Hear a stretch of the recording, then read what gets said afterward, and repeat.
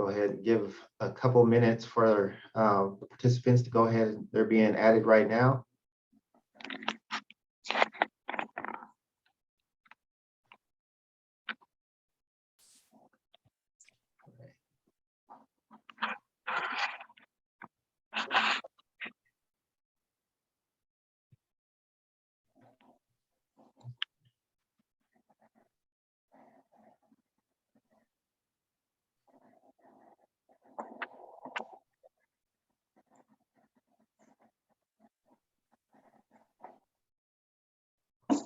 Okay, let's stop moving.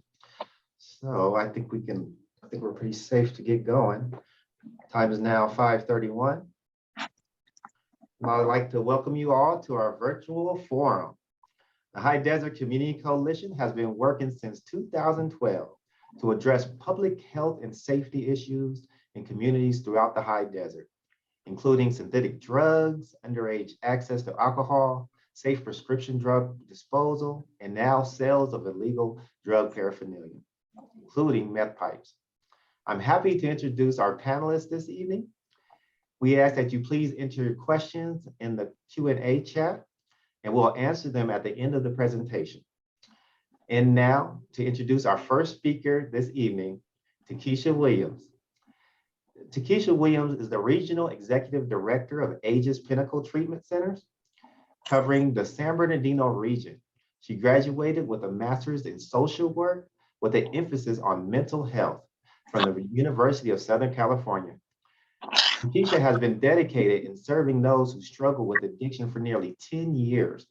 Takesha works with a team of medical doctors, nurses, therapists, and counselors who customize a personal treatment program for those in need of medication-assisted treatment. Takesha possesses a lifelong passion for helping those who are seeking a second chance. She will share some of the interesting trends she has observed regarding meth use and some personal insights. Without further ado, Takesha Williams. Thank you, sir. Thank you, everyone, and welcome. So we're just going to go ahead and get started. First, I would like to be able to tell you a little bit about methamphetamine, since we're all going to be talking about it. Methamphetamine is a powerful and highly addictive stimulant that affects our central nervous system. Although I'm not medical, I do want to give you a little background on it. Methamphetamine is a form of a drug that looks like glass fragments of shiny, like bluish white rocks. It's chemically similar to amphetamines. It's a drug used to treat attention deficit disorder, ADHD, and narcolepsy or sleep disorder. Methamphetamine increases the amount of natural chemical dopamine in the brain.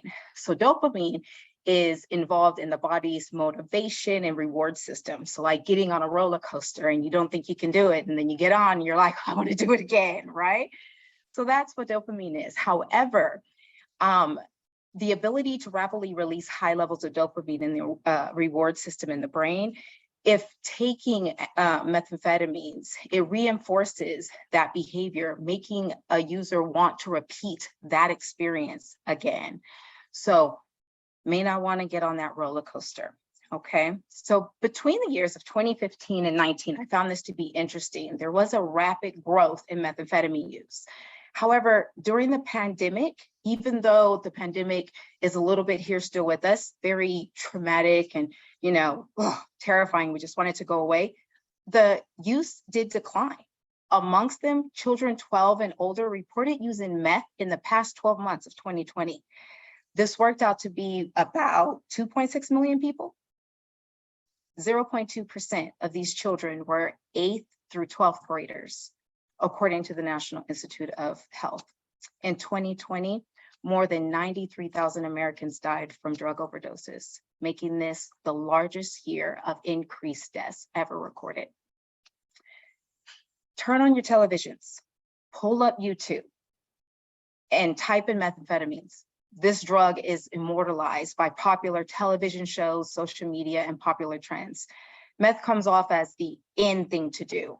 It is incredibly addictive and dangerous drug that impacts our youth. A middle school student was caught snorting methamphetamines that was disguised as candy. Shocking? The candy looked like Smarties. We all know what Smarties are, right? It's like the most popular Halloween candy you get. Could you imagine our children opening up Smarties and it's methamphetamines? Another, at a local high school, teenage girls were caught smoking meth in their girl bathroom. But while they're doing it, they're publicizing it on social media.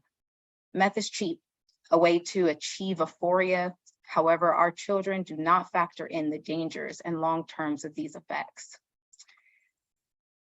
It's fair to say we were all young once, and the phrase curiosity killed the cat is relevant when it comes to children experimenting with drugs. This is not limited to a specific environment. My favorite theorist, Albert Bandura, proposed that we learn by observing, modeling and imitating behaviors, attitudes, and emotional reactions of others. With the effects of methamphetamine, a child may witness the heightened reaction of a friend or loved one and may want to experience it for themselves. There could be several reasons I can give you. However, based off of my experience and the environments that I came from, I would say the reason why teens today may choose to use is to escape. If you're being raised in an emotional, abusive, and unstable home with no outlet or support, you look for ways to escape. Peer pressure is one of the highest reasons anyone may try something at one point. We live in the high desert. There are more smoke shops than we have recreational facilities for our children. Some children experience traumatic situations that steer them to self-medicate. For them, methamphetamines can be a short-term fix for a lifetime problem. I think it's important to look at the desired effects of methamphetamines to understand why teens might use it. Feelings of euphoria, happiness, alert, desired feelings amongst your peers. Who doesn't want that, especially if they're feeling particularly stressed or depressed? I was surprised to find out that some of the things that have been implemented in meth use and getting high, like most drugs, is a need to enhance their ability of getting high. What will get me high faster? How can I get there longer and quicker? What starts off as smoking turns into snorting, followed by injecting, right? Because they still want to get that first time high. However, I have known that it can be as simple as pouring methamphetamines into your water bottle and drinking it. Be careful the next time someone offers you a water bottle, right? The latest trend I was able to find out about methamphetamine is called booty bumping. Yes, you did hear me correctly, which is methamphetamine broken down and placed in the anal cavity, causing it to be absorbed by blood vessels and in the lining of the rectum. This is said to give you an instant high, and it lasts up to 3 to 5 minutes longer. Can you imagine the steps that our teens are taking to seek this? It is very heartbreaking. Implanting a vape shop within our communities targets our youth in a sense. Children are geared more towards electronics. What child do you not see turning your head in a grocery store or sitting at a restaurant doesn't have a tablet, a watch, a phone in their hand? An e-cigarette, for example, projects a certain cool factor for a kid who wants to inhale a flavor vapor from an instrument that lights up while exhaling a huge cloud of smoke. Even the FDA has guidelines in place to prevent underage children from purchasing from vape shops. Children are compelled to obtain fake IDs, which provides them the criminal element now. Now they are going to walk around with a record just because of the fact that vape shops or smoke shops are idolizing these items that then will escalate down to meth use. So I speak highly on this subject, particularly around the youth, because we need to do better. Now that we are aware, we're responsible. And that is my time. Thank you.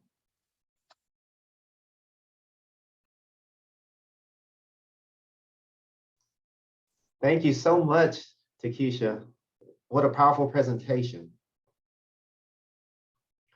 Next, we'll be hearing from Maddie Landa.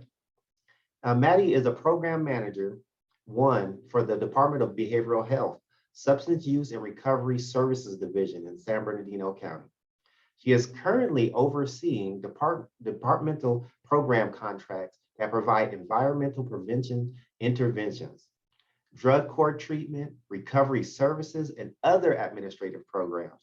She also leads the Inland Empire Opioid Crisis Coalition, the IEOCC efforts, and their efforts are towards its mission, vision, and values. Maddie has worked in the human services field for over 30 years. Her experience includes work in San Bernardino County jails and community clinics, providing assessments, diagnoses, interventions, and therapeutic services to the severely mentally ill and those needing drug and alcohol treatment due to diagnosed mental health conditions or substance use disorders. This evening, she will share information about the Inland Empire Opioid Crisis Coalition's methamphetamine work group. Maddie? Well, hello, everyone. And before I talk about the IOCC or the Inland Empire Opioid Crisis Coalition, I would like to share what very few people know here in San Bernardino County, because I have worked in the Department of Children and Family Services. In the height of the meth use back in the early to mid 90s, I was a social worker, and I got the privilege, but also the grueling work of investigating and assisting individuals, primarily mothers of children, mothers who were using meth. And for those of us that were part of that period of time, it was such a crisis among mothers and children being born with, methamphetamine in their system. And it was such an ugly time. Yet here I am, almost 15 years, 20 years later, and meth hasn't gone anywhere. And now, as Keisha just mentioned, our youth are being highly affected. The high desert, unfortunately, seems to almost be a haven for this to happen. While I work down the hill in an administrative job, I am a mother of 2 teenage children, and I am a resident of high desert. And so I understand the urgency to at least get some information out. So the Inland Empire Crisis Coalition is what we do.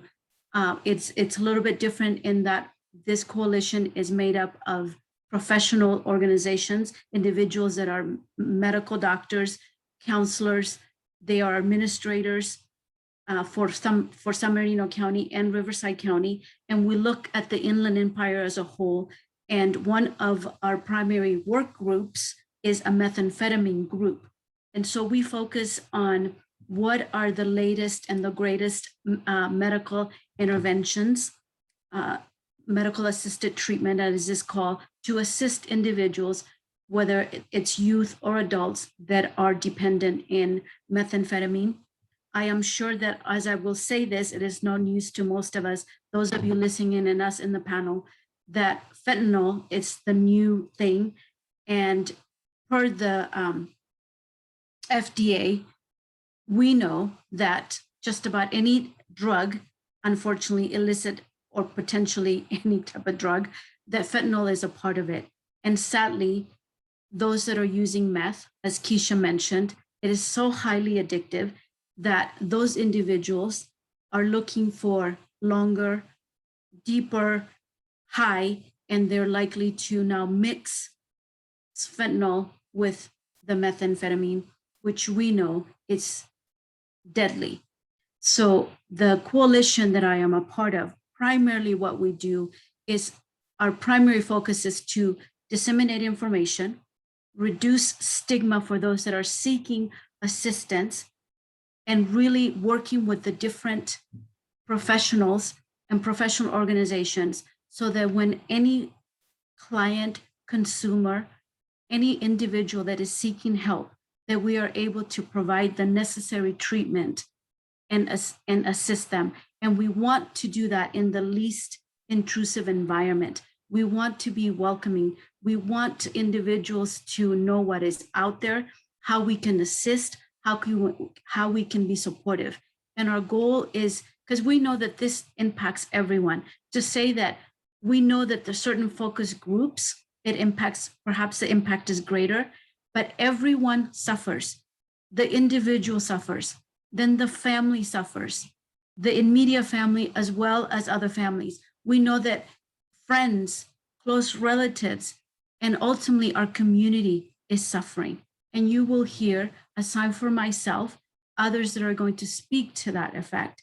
And so, whatever questions you have, just know that San Bernardino County, Riverside County, we are part of this coalition, and our goal is really to be supportive, to be helpful. This coalition was formed since 2015, and we continue in 2022. Our focus has somewhat shifted because we understand that while the issues may be the same, the message and how it's delivered, it needs to be different because we want it to reach as many individuals as possible. So thank you for having me here. Thank you so much, Maddie, for all that information, and thank you for all that you do. Our next presenter will be Mike Grabhorn, and he's been a member of the High Desert Community Coalition since his first meeting in February of 2012. His efforts were instrumental in eliminating the sales of deadly synthetic drugs to youth and other in local retail outlets. He has remained a coalition leader for the past decade and led the coalition's efforts to collect local data on drug paraphernalia sales. Mike is the vice president of the board of the High Desert Homeless Shelter Wellness Center. He also serves on the board for the Family Assistance Program. In his spare time, he serves in several High Desert coalitions, High Desert Community Coalition being one of his favorites. Mike will share with you why meth pipe sales are a public safety issue, a prelude to violent crime, and a public health and mental health issue. Michael Grabhorn.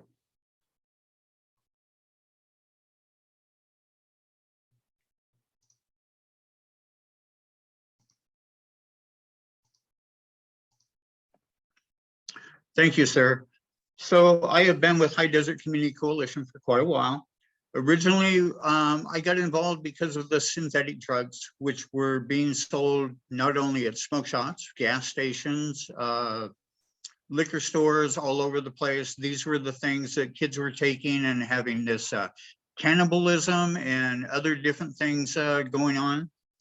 And as we did assessments on synthetic drugs, I noticed that most of the smoke shops and other places sold what I would term meth pipes. I'm a recovering addict myself. I'm familiar with what they look like. I'm familiar with what they are used for and that they're only used for. So we started to do assessments on that. We found every smoke shop in the High Desert that we visited, which was probably around 50 some smoke shops, with the exception of one in Phelan, sold these meth pipes, and they called them oil burners. And this supposedly was their way of getting around the law, was by calling them oil burners instead of meth pipes. If you use the word meth pipes, they wouldn't sell them to you. But it was ridiculous. What they were saying is you could put that essential oils in it, light it and spin it just like you're smoking meth, but blow out of it instead of inhaling it, and that was your incense. So it was questionable to me why they only sold them at smoke shops and why they didn't sell them then at Walmart or Target with all the other incense burners. So we started checking more on this. They're $5, $3, $6 for a big one. Anything that somebody can save up their lunch money for and they can go buy one. They're easily accessible. We have, as was mentioned before, we have smoke shops all over the High Desert. If an addict breaks their pipe, they can jump in their car, go maybe 2 blocks and go buy another pipe. So we thought it would be a good idea to make these less accessible. And the difference is if we do not sell these in the High Desert through the smoke shops, sure, they can go to some other town and buy them, or they can buy them through the, online. But what I have found with addiction is the longer you have to stay clean, whether it's by your choice or not, the more common sense will set in. It's the idea of harm prevention. If they have to take a little bit longer, maybe that common sense will set in. Maybe they'll realize what's going on. You get aches and pains and all sorts of body physical ailments from this. It cuts down on your immune system. It limits the amount of oxygen that goes into your system because it clogs the lungs. If you've ever seen a meth pipe that's been used, it has a thick white film all down the stem. Well, that continues down through your lungs and into your breathing system. It impairs how much oxygen can be brought to the brain. So I have talked to some of the store owners and I've asked them, so how do you burn the oil in this? And literally, I got two different answers. One was, however you want to, and the other was, I don't know, sir. So this labeling and calling them oil burners is ridiculous. It's illegal to sell meth pipes. It's illegal to possess meth pipes. That was the other thing. So supposedly you could legally buy one in a smoke shop, walk out the door, and if you're caught with it, you're cited for drug paraphernalia. That quick. So there's something wrong with that picture. As was mentioned, fentanyl is being used a lot with all the different drugs. And I had a good friend that I've known for about 12 years that passed away 3 weeks ago from a fentanyl overdose. You don't know what you're getting anymore. You just don't know. I would test your drugs. If you're going to use, I would encourage you to stop using because now it's a matter of life and death. Thank you. Thank you so much, Mike. Man, I'm sorry about the loss of your friend. Thank you. Our next presenter is Don Quigg. Don is a community relations coordinator for the Victor Valley Rescue Mission. The mission's residential recovery program offers addiction recovery, counseling, vocational training, transitional housing, and a computer learning center. Men who complete the recovery program develop the skills and confidence necessary to become independent and productive members of society. Don has witnessed firsthand the effects of addiction on people in our community. Without further ado, Don Quigg. Hello, everyone. Nice to be with you today. Thank you for having me. The mission is located in Old Town Victorville. So this is a view from the street. A few months ago, Olivia, who will be speaking today, sent out an article from the Atlantic Monthly called, "I don't know if I would even call it meth anymore." When I read that article, it really struck home to me because it gave the history of meth over the decades and what it has been made from and how it has been changed in the last bit of time to include fentanyl. I have these articles here on this that we are sharing. You're welcome to take a camera picture of it. It will give you a good dive into what the history of this is and how it's affecting our state, our nation, and our county. Be happy to send this to you if you request it after today's presentation. When I read Olivia's article, what really struck me was it began to talk about the fact that meth laced with fentanyl begins to affect someone's mental health in a way that they had not seen before, including writhing on the ground and speaking unintelligibly. And it began to explain to me a visitor that we had to the mission, who we lovingly call Josh because that's his name. We first met him because he was writhing on the ground in front of the mission. He was moaning that he was in deep pain. And then he was moaning unintelligible things. The very first time we met him, we called the ambulance, but as they came, Even in his state, hunched over and yelling out in pain, he ran away and refused treatment. So we began a concerted effort to reach out to him, to get to know him. And even through the unintelligible reactions that we would have in the writhing on the ground, and believe me, this would go on for 40 minutes at a time, we got him to know that we were a safe place and that he couldn't writhe in front of our front door.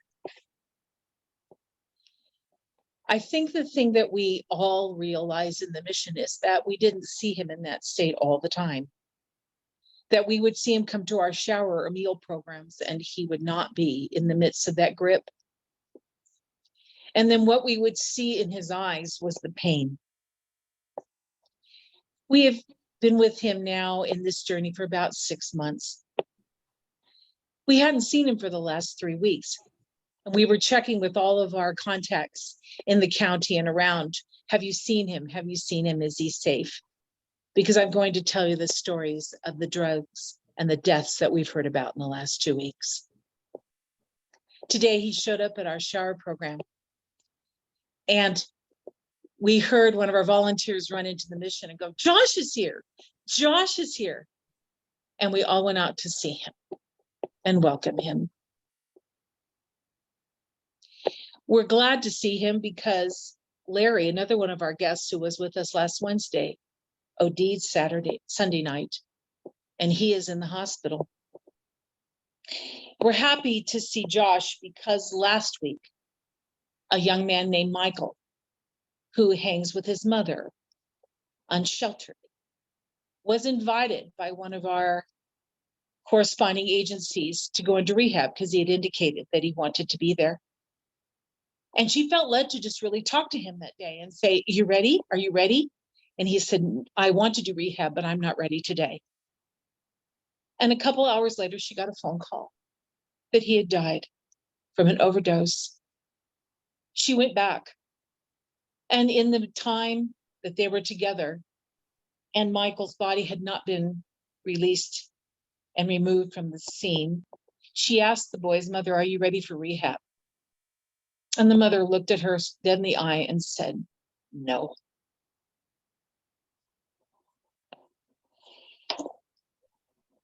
We lost another individual that we all know and love. His name is Sergio. 2 weeks ago, he died, fentanyl, overdose with meth. We have found that there is an area in our city where a group of individuals that are unsheltered gather in a circle and take meth. And one of them does not take meth. He holds an Narcan, so that if someone in the circle has an issue, they can deal with it right then and right there. If you caught the news today, you would find that there was a 16-year-old boy who picked up a pill, took it, meth laced with fentanyl, and he died.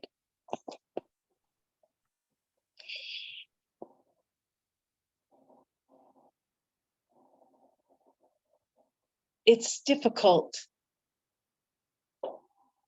to see it. When opioids are released in your brain and you decide that you would like to leave that addiction, it's not a short-term solution. It takes over a year for your brain to even begin to rewire.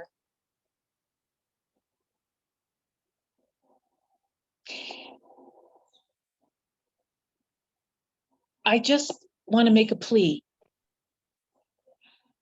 It is easy oftentimes to see homeless or unsheltered as homeless and unsheltered. But where I work, it's Josh, it's Larry, it's Queen, it's Delilah, it's Felicia, it's Marquise, it's somebody's son, somebody's parent. We need to do what we can do to stop this from continuing. Thank you for having me with you today.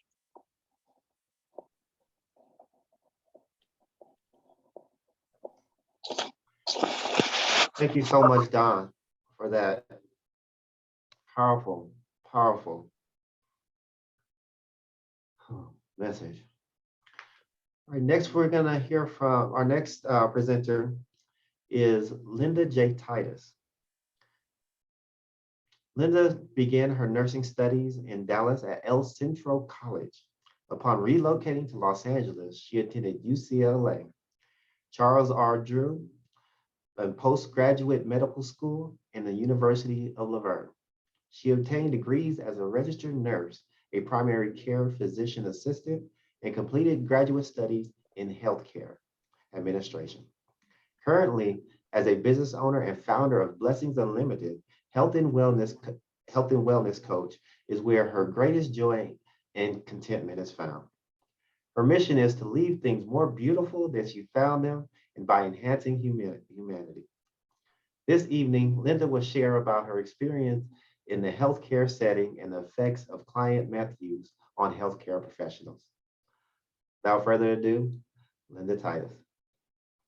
Thank you very much for that introduction, sir. Really appreciate it.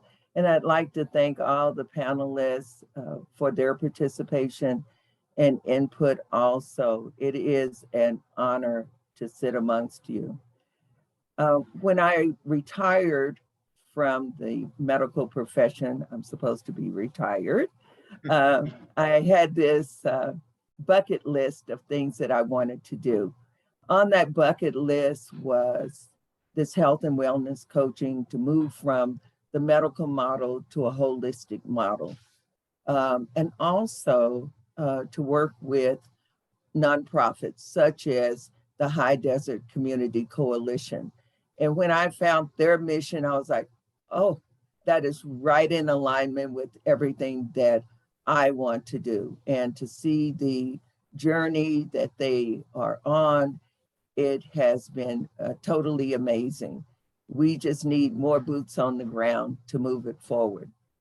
So let me take you into the emergency room where I worked for many years. And I was at Martin Luther King Hospital in Watts in the emergency room. So those of you guys who know about that area, and that was, I'm a little younger than most of you, but that was back in the 70s.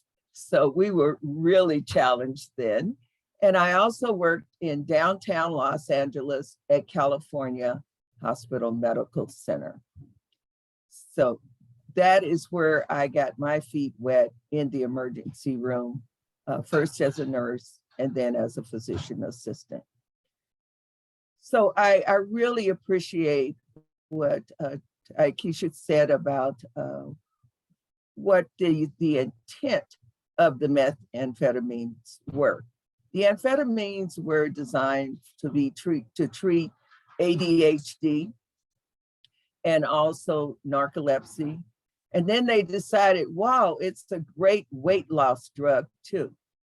But now when these patients present in the emergency room, we have to figure out, are they misuse? Are they, well, it was a term abuse, but now it's misuse because it had one intent and folks use it for something else.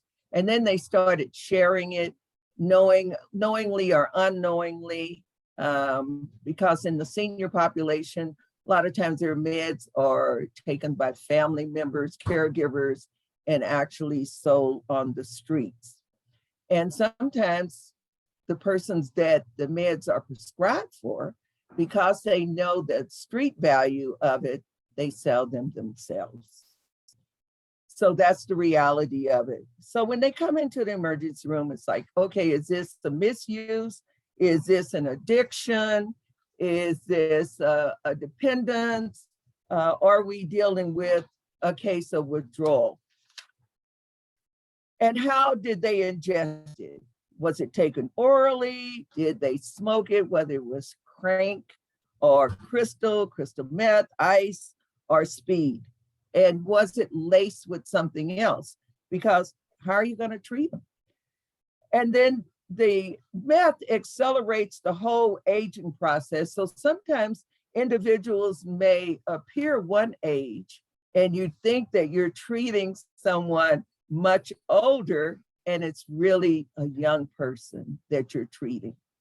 They have lost their indentation, they have no teeth, the hair has become very brittle, their bodies are cathartic, emaciated, and their bones have just become so brittle. So, you have to be careful how you manage them also. But let me just tell you, there's another challenge with these individuals in the emergency room because they have insomnia, and when you don't sleep well, your behaviors are off. They have mood disturbances, they're confused, they're violent, they're paranoid, they're hallucinating, they have delusions, impaired cognition, decision-making is off. And now you have your nursing personnel, your medical personnel there, and we are in danger. We are assaulted by these individuals.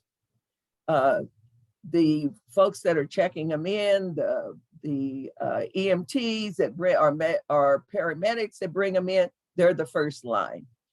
It used to be we could just scoop and run and get individuals in, but now you need to stabilize them a little bit where they are, and then, bring them in so we know what we're dealing with. And then here's the nursing staff. You're in a battle zone and you have security that's trying to keep you safe, but it doesn't always work out.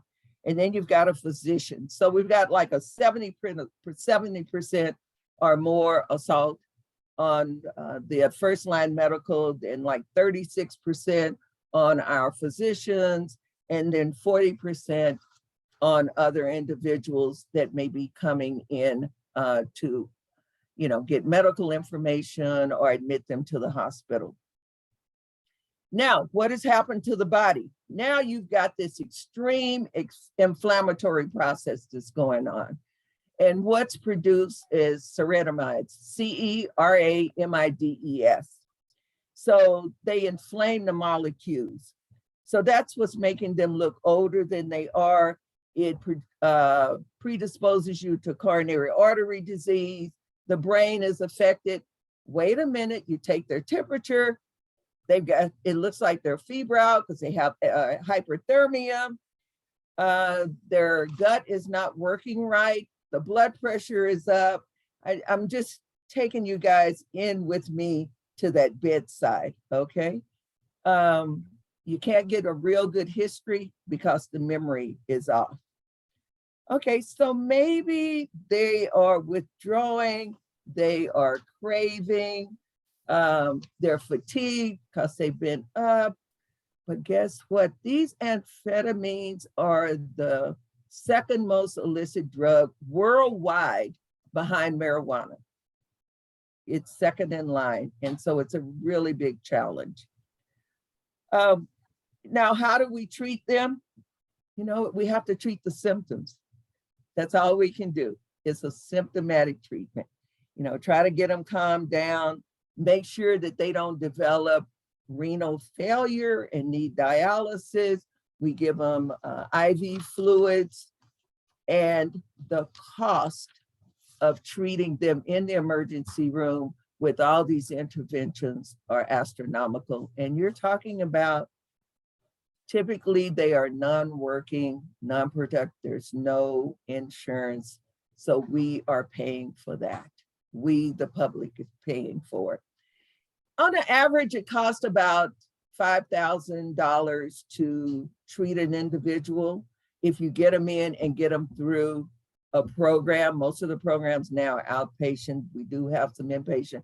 Some we have to admit because we have to take care of all these medical problems and issues. Where are they going to go with all of this going on? You're going to end up in the intensive care unit, the highest cost area in the hospital. But Sometimes they end up in prison. What does it cost us to take care of someone in prison just for a month? You know, it's like $24,000. Do we see these individuals recidivism? Yes, multiple times, over and over again, until some major crisis occurs and death. Mothers that are pregnant take meth, and then they have what we call placenta abrupto. So they're losing those babies. So now you've got more of an issue because of all of the crisis things you have to deal with that goes along with the loss as it relates to that pregnancy. Overall, we're looking at about $600 billion in treatment costs. That's just in treatment costs alone. So the burnout in emergency room, you know, is just astronomical. Some folks know when to leave the emergency room and say, you know what, I just can't do it anymore. I've just seen too much. It's too devastating. You can only get hit so many times physically and mentally. The assaults are great. Those folks that you guys see in the clinics or in your doctor's office, that is not who we see in the emergency room in crisis. So I would just like to make the same appeal that everyone else has, you know, be aware, encourage, let's get these drugs off the market, get them out of, stop prescribing them if they're not needed to be prescribed, and definitely deal with the street release of them. When we treated patients with fentanyl, it was our cancer patients that were in severe pain. That was the design of that. That was the design of that drug. And we have fentanyl patches that we put on them. We did not have them smoking, snorting, or putting it against any mucosa. Anytime you put anything next to your mucosa, whether it's under the tongue, whether it's rectal, it is absorbed at an uncontrollable rate. We have no control over the absorption. So thank you very much for your time, your indulgence, and I will now turn it back over to Sir. Thank you. Thank you so much, Linda. That was so eye-opening. Our next presenter is Olivia Carpanian. Olivia is a licensed clinical social worker serving in the high desert area as a therapist specializing in behavioral health therapy. Her professional interests include treating depression, anxiety, emotionally focused therapy, and more. This evening, Olivia will speak to you about policy solutions utilized by California cities to help change harmful community norms and change the narrative around drug paraphernalia sales and other negative business practices, such as tobacco sales to minors. Without further ado, Olivia. Good evening, everyone. Thank you so much for joining us and being here to participate. I really do want to emphasize that as much as we are called to national news and state news, it really does start on the ground in our local communities. And I'm really grateful to be a part of the coalition who's doing such great work here on the ground. So you guys have offered up so many really moving anecdotal evidence of how important it is to address this issue, especially in the high desert. I'm from the Los Angeles area, and within the last 5 years, we've seen an incredible decline in just the quality of life for citizens and for those who are unhoused. And so I'm really grateful to be a part of this team. I'm going to present some of the policy considerations regarding methamphetamine pipes and how they are regarded both locally and outside of county lines. As we know, many California cities are struggling with substance use and mental illness. I mean, we can drive down the street and see such severe cases, and this is really a humanitarian crisis, and how it's negatively impacted communities, not only in California, but throughout the entire nation. many are struggling with substance abuse. The coalition has been discussing how we could address meth use by taking a more of a collaborative approach. And we began talking about access. I mean, access is kind of where it all begins.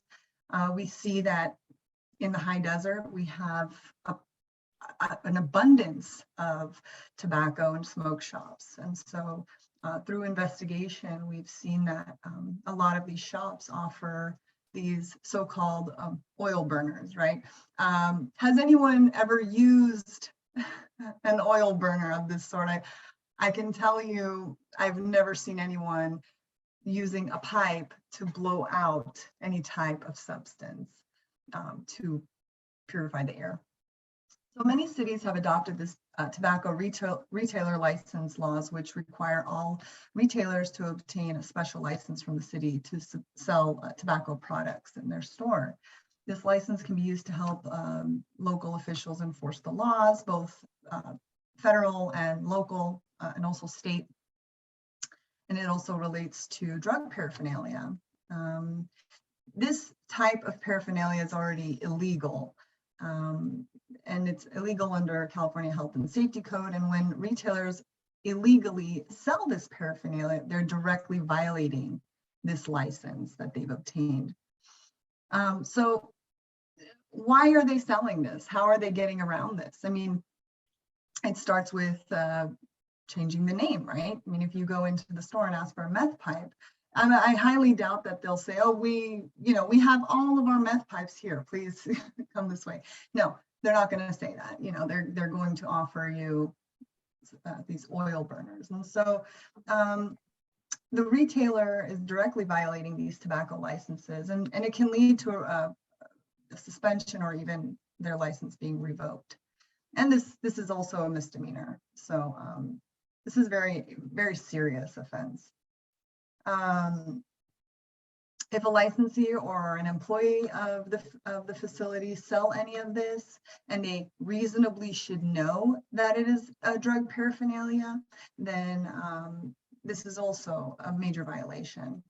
So it's presumed that a retailer knows that this is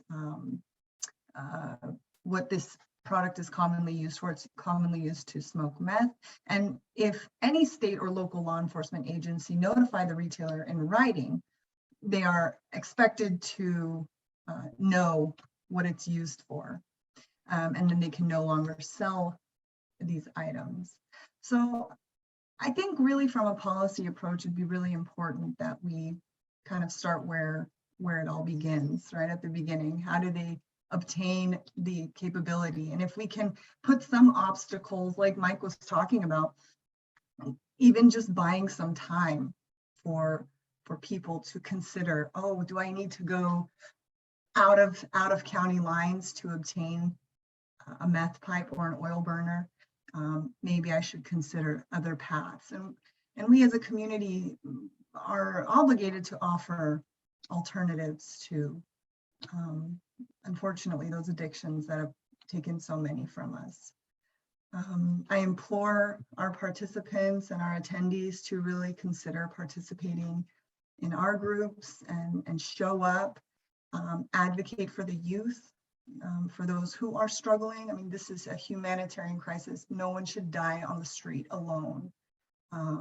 And we as social workers, as citizens, partners, we need to address it and not be afraid to fight this on the ground. So I'm thankful to be here, and I appreciate everyone's time and their stories. Thank you so much, Olivia. That's a lot of great information. At this time, we're going to go into our questions and answers section. The first question we have is for Takesha Williams, and the question is, what is the average age of clients using meth, and how has it changed during the recent years? Hi, thank you, sir. So again, as I had mentioned, when looking into the research of it, the average age was 12 through 18 years of age. And it did decline. The pandemic, because of the slowdown mandates, it did decline. And now the statistics were showing that our youth, didn't use as much, but that was 2020, we're 2022. And I can tell you the 0.2% rose. And that just goes to show you how impactful this is to our youth. The idle hands will go play. And so, yeah, very, very heartbroken. Yeah. Wow. All right, we have a question here for Maddie. What is the work group doing to address meth issues in San Bernardino County? So the primary focus is we work with the medical community, pharmacists, and doctors. The first thing was in relevance to what Linda had talked about, is educating other doctors about the dangers of prescribing some of the drugs that they're prescribing, really looking into a little bit more about the history of the patient, looking into what is leading the person to want to get additional medication. Does it have to do potentially with an addiction? And so we work with the professional community. In addition to that, we also work with those that are providing treatment and in reducing stigma, and educating and saying medication is available to some of these clients through a medical professional that can help. Because as Linda was describing, it is very difficult to even deal with that client, with that person, with whomever they are in the stages in which they are in. So if there's medication through a physician that specializes in treating addictions, is entirely different than just any person. So the coalition works in providing education and also supporting. For instance, Dr. Avalos is one of our doctors in San Bernardino County. So he works with others in his profession and assisting them and making himself available and his knowledge base to help any one client. And also to, just as important, it is amazing to me, and I'm sure Linda can attest to this, how many in the medical profession really don't understand the cycle of addiction and how to impact it, and ultimately how to support and assist that person to break that cycle. Thank you so much for that. We have a message for Linda. Which legislation bill can we support to help our high desert youth?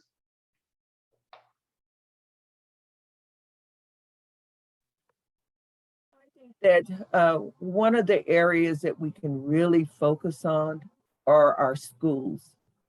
I think that the parents need to get involved.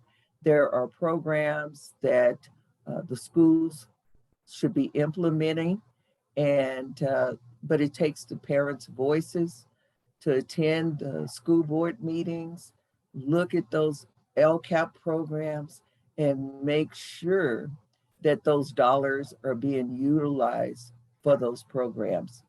I think that a lot of or some parents, they don't realize that their children are even using because of the devices that they're using. The device could be a pen, it could be a memory stick, it's a sipper bottle. They have built this drug paraphernalia into all of these cute little devices. They have Hello Kitty on them, and then if you're frequenting in a store that they have these alcohol and drug paraphernalia that they're selling there, like the meth pipes under, another name or auspice, then say something. A lot of the kids walking home from school stop at the liquor stores here in the high desert for their after school snacks. And they have strategically placed these things at their eye level, So anyway, we have a voice, so let's speak up. And there are many, there are propositions that are on the ballots that relate to menthol, that relate to vaping. We've been very instrumental with Jules. Hey, Jules, thank you. You know, so if use your voice. I'm part of PAVE, Parents Against Vaping E, and we are fighting for a smoke-free San Bernardino County. We have many coalitions that have boots on the ground that's working in that area. Can we use the LCAP in order to? Yes, absolutely, absolutely. We just need to go and get involved, find out when the meetings are, and have a voice there. Okay. This question is open to anyone who may have the answer. Is meth the most addictive of all drugs? Because I've heard that most people could become addicted after first time use. I'll answer that. I think methamphetamine isn't necessarily the most addictive of drugs. All drugs, most people that use drugs use it to mask some kind of childhood trauma, a mental issue, their living circumstances. It's like they talk about homeless people being drug addicts. Well, were they drug addicts before they were homeless, or is it because they were homeless that they became drug addicts? The one thing meth does, though, that I found is with people that are functional and have a job, you use it one night, the next morning you got to go to work. So what's the first thing you're going to do? You're going to have to use some more to get it through work. Then you get home, it released all that dopamine, you felt really good. Now you use it again. Now you're in the cycle, just like that. Boom. So that's my opinion, but the same thing could happen with cocaine and heroin and all these other drugs.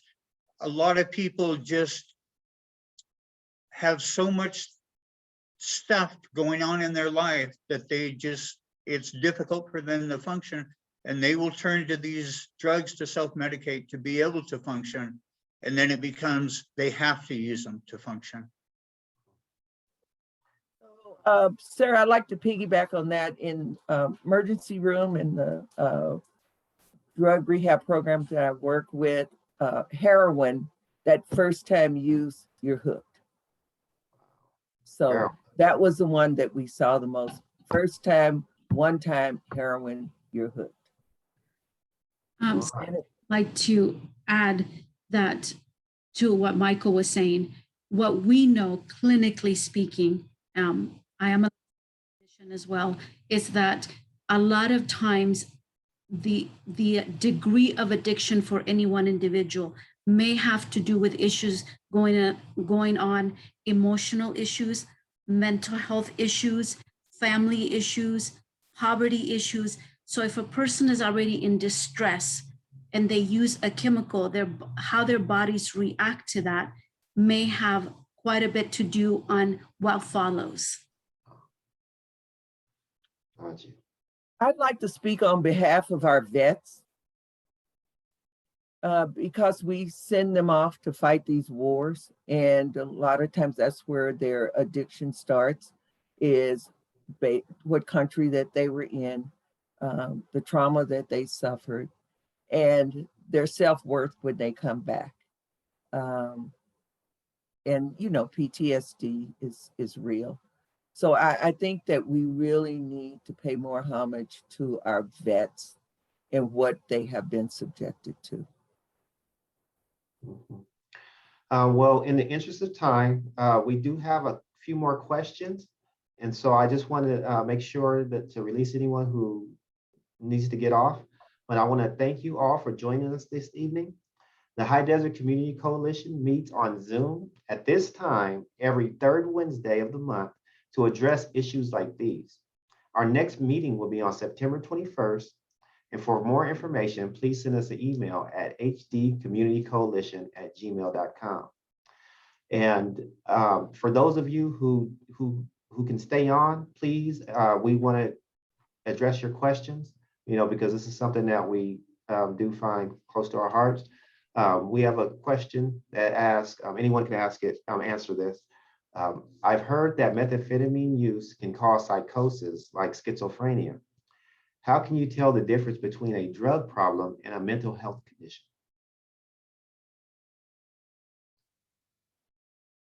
I can answer that just because I've experienced quite a bit as a juvenile probation officer and also working in the jails. So we know that methamphetamine can cause a psychosis, which all that means is a break in reality.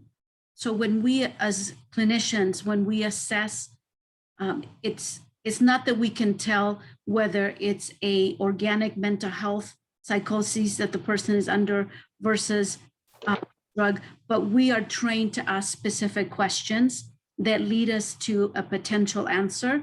And we start by ruling out things. We look at what may be going on with the individual medically, because we always want to rule that out initially. And then we just kind of go from there. There are certain things, for instance, as a clinician, if I ask a person about the voices, generally, if somebody is hearing voices outside of their head, it may lead me to believe that it's a drug-induced psychosis versus what we would call an organic psychosis, where the voices are inside their head. So when we do what's called a mental status exam, that's what we're seeking for some information, and we ask very specific questions. And Olivia may also have some experience and may be able to speak to this issue as well. Wow. Yeah, I think you covered it, honestly. It's a very fine line too, and it's kind of like what comes first, right? The chicken or the egg.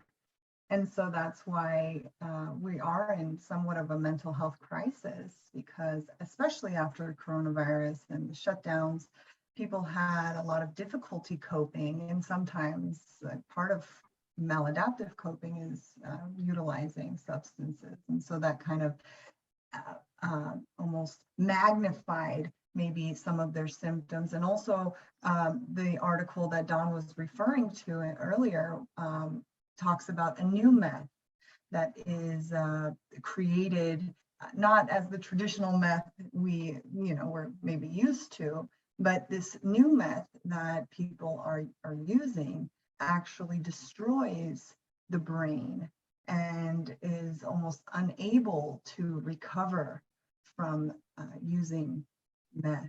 So we're in really a mental health crisis, not only after coronavirus, but now we're dealing with something that clinicians are also kind of trying to learn about as we go.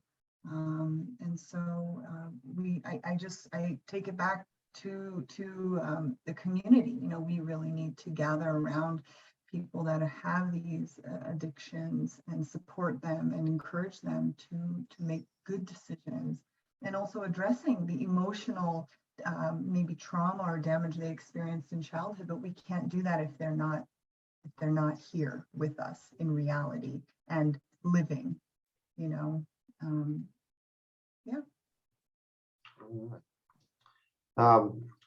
What are some of the signs that parents can look for to tell if their child is using meth? I'll answer that one. And then I believe Olivia was going to chime in a little bit. Some of the things are just, depending on if your child's that introvert or extrovert, will also be able to help you identify your child.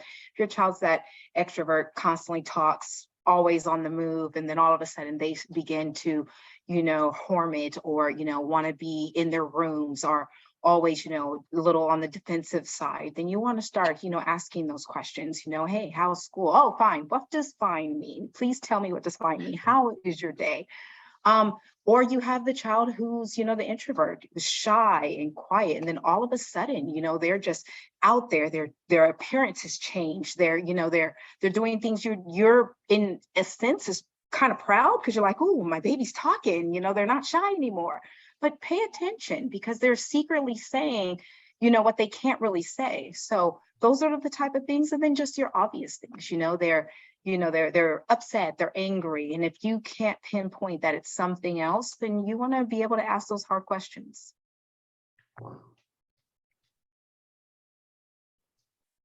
Did you have anything, Olivia? I agree 100%. You need to be Okay. in tune with your child, and I think it really does come back to, you know, that participation, and we're all busy and we all have kind of different things distracting us and pulling us in different directions. But when it comes to the next generation, I mean, what are we establishing with them? Are we letting them just kind of isolate after the last 2 years? They've been isolated and now we're just going to let them figure it out on their own. I think as parents, we need to be involved. We need to build a community around our children, where that if they don't feel comfortable talking to their parents, they have somebody trustworthy that can guide them and provide them with resources and support. I'm thankful to be a part of that environment to support our children, especially locally. But it really does come down to the parents and being able to identify changes in behavior and weight loss and attitude, and being able to know them and their patterns.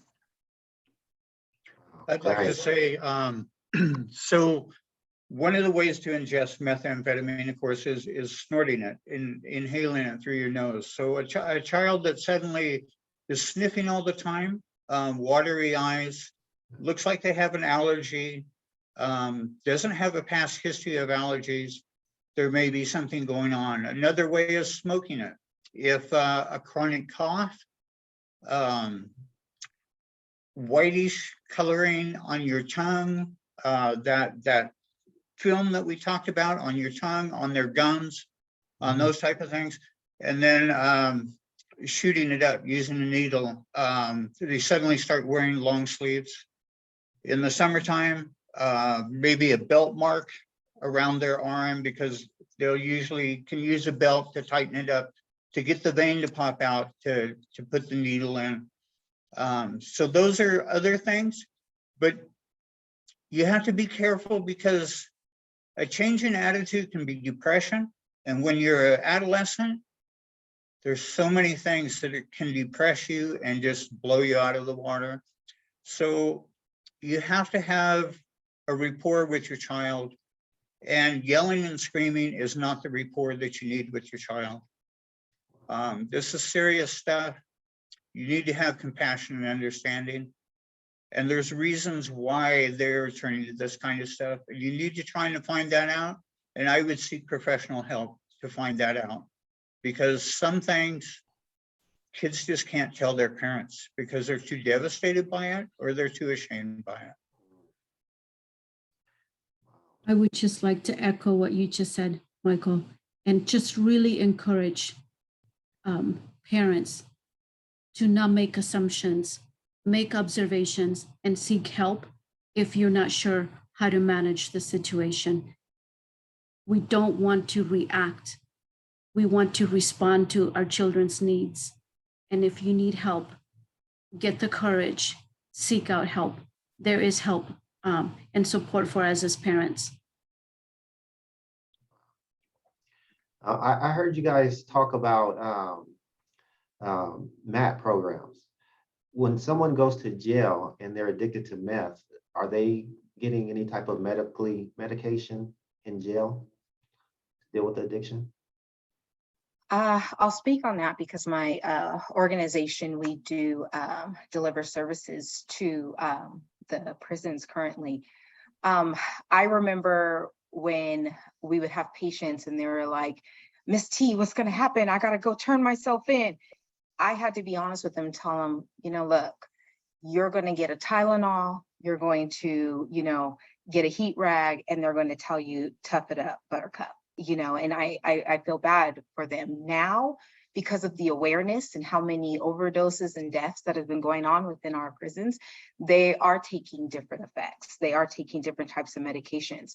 There's several depending, but again, it goes back to what, our panelists have been saying, underlying medical conditions and stuff, because we just can't give them medication assisted treatment without understanding everything about them as a whole. So I do know that my organization looks at the patient as a whole. So, and that's how we'd be able to identify that. I mean, we have patients who feel like, methadone will help them, or buprenorphine is the way to do it. But if, your body is telling us something different, or, then we have to suggest otherwise, because overall we need to look at the bigger picture. But yes. I know, sir, that there are mental health clinicians in all of San Bernardino County jails. So the best thing to do is, if you are an individual, or if you are a parent of an individual that is either at the any of our juvenile facilities and or adult facilities, get in touch with a clinician or a medical professional in the jail. Let them know, because while they may not be able to share what is going on with the patient, because they are considered patients, and there are some things that we cannot share, we can always, as clinicians, take information. So you, as a parent, as a concerned person, can call the jails and say, I know that this person may be in need of mental health and or medication assisted treatment, or, can someone assess them? And they will. Outstanding. Outstanding. And the last question is in regards to what Olivia was talking about, the policy that is being put forth. How can we, as citizens of the high desert, help to get this policy passed?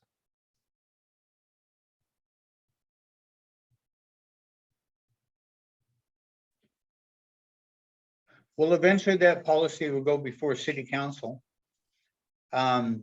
Watch your city council agenda. If that policy is on there, show up city council, speak under public comment. Join us in doing assessments, making the public aware. We sometimes do write-ups in the newspaper, co-ops, that type of thing, to spread awareness and teach people about it. And spread the word. Spread the word. There's a few people participating in this. There's a few people in the coalition. There's some other people over here that are doing something. We need to network, and we need to all join together, because numbers always push the agenda. And speak your mind, speak what you want to speak. Public minutes, public comments, get your 3-minute little talk down for 3 minutes and go before the city council. If it's not on the agenda, just speak under general comment and tell them you're concerned about it. The more they hear that, the more they will start to open their eyes to the difficulties and problems. We brought it before city council, I don't know, probably over a year ago, just to make them aware of what's going on and that we need to do something. And we've had good response. So that's my suggestion. Exactly, Mike. I think it's public pressure and showing up. You show up when it's important, and this is important. And I completely echo that. Well, once again, I'd like to thank all of our presenters. I thank you guys for your time. I thank you for all that you do for our community. And we look forward to seeing all of you at our next High Desert Community Coalition meeting that's taking place next month on the 3rd Wednesday, September 21st at 5:30. And please send us an email if you would like to be added to our mailing list. Thank you and have a great evening. Thanks, everyone. Thank you.